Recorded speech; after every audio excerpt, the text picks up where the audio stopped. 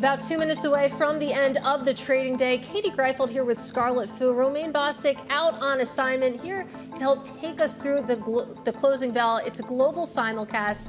Joining us now is Massar and Tim Stenovec. We bring together all of our audiences to talk about a market day that's ending again, Carol, without fireworks. We came in, we saw futures surge after that jobs report, and now it looks like we're going to finish up pretty much unchanged on the day. Yeah, kind of ho-hum, but you're not if you're a part of the AI or latest leg of the AI scare trade.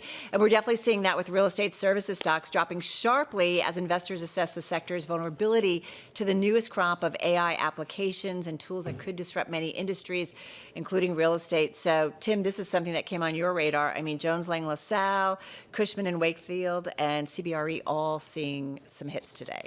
You know, you say Romaine's on assignment. We did, yeah.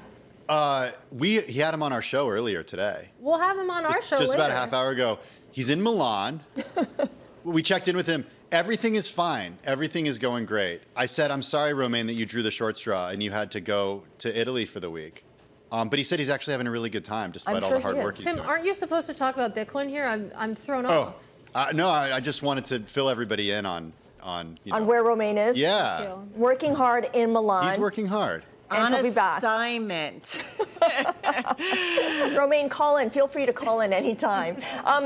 Talking about that idea that real estate services stocks are now the latest victims of the AI scare, I loved what Dr. Ed Yardeni told us earlier. He was talking about this scramble for AI immunity, and that's why you see gold, for instance, continue to recoup some of its losses from late December, late January, I should say, and it's back in the upward trajectory. Yeah, I like what Matt Levine called it in his money stuff today, the AI whatever apocalypse trade, because that's what it feels like. The S&P 500, it is going to finish flat on the day, maybe slightly lower if you're a pessimist. You could say the same about the NASDAQ, down about 0.2%. The Dow Jones, it's down about 0.1%. The big loser today was the little guys, though, the small caps. That index, if we pull out here, you can see it finished down about 0.4%, Carol, of course, as those Fed rate cut bets got pushed out. All right, let's go to the S&P 500, guys. 285 names in the index, higher today, 218 to the downside. Scarlet, one unchanged, so a little bit more of an upbeat slant there to the S&P 500.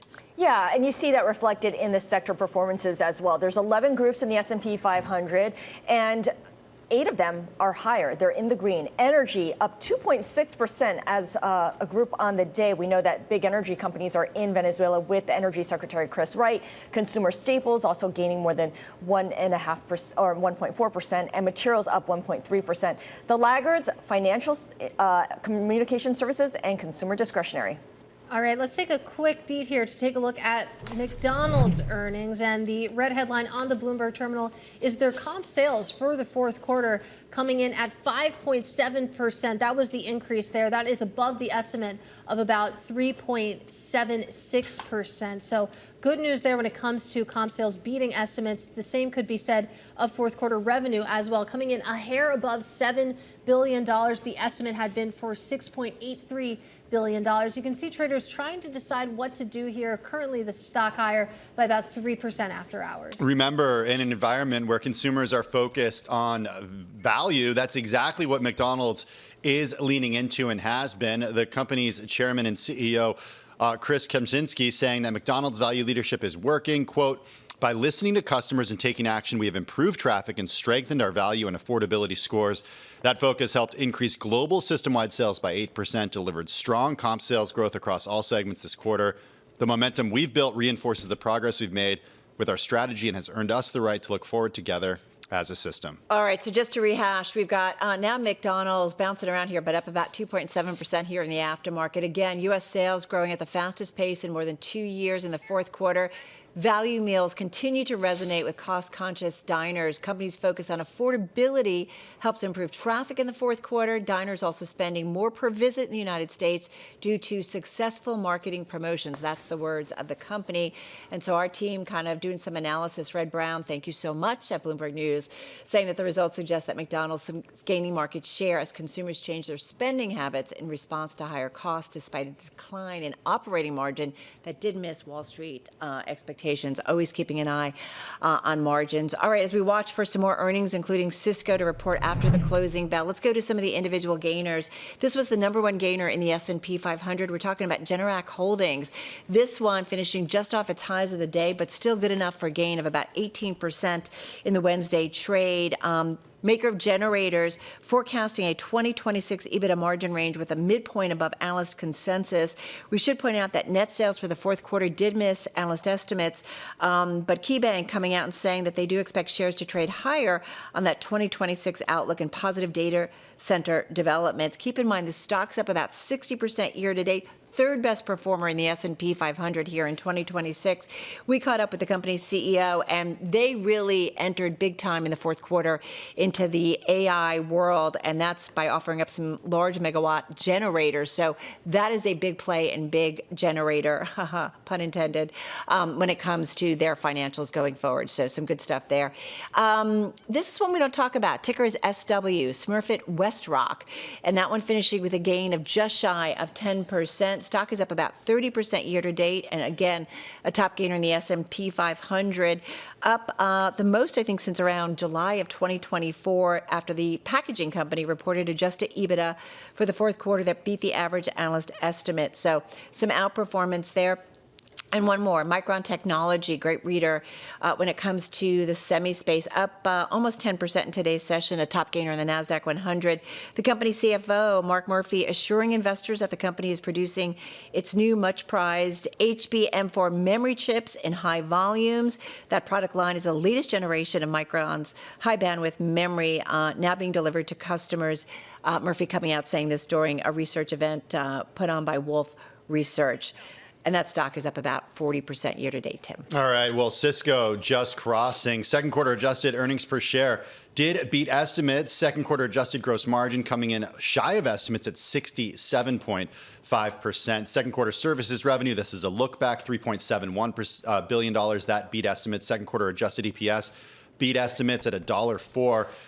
Second quarter product revenue beat estimates at $11.64 billion. Second quarter revenue all in coming in just above estimates at $15.3 billion. Here's the red headline, though, and it's the outlook.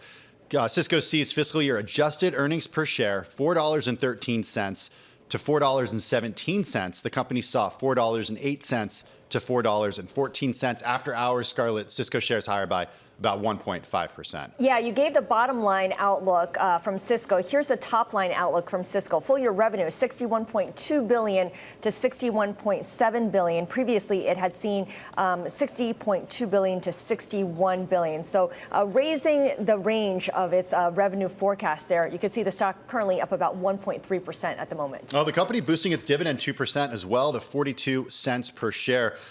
Just a little preview for what we got coming up in just a few minutes. Woo Jin Ho is senior hardware and networking analyst. He's on set with us right now. He's listening. He's looking at the Bloomberg. He's taking notes for what we're going to be talking about. Cisco shares higher by about 1.1% in the after hours.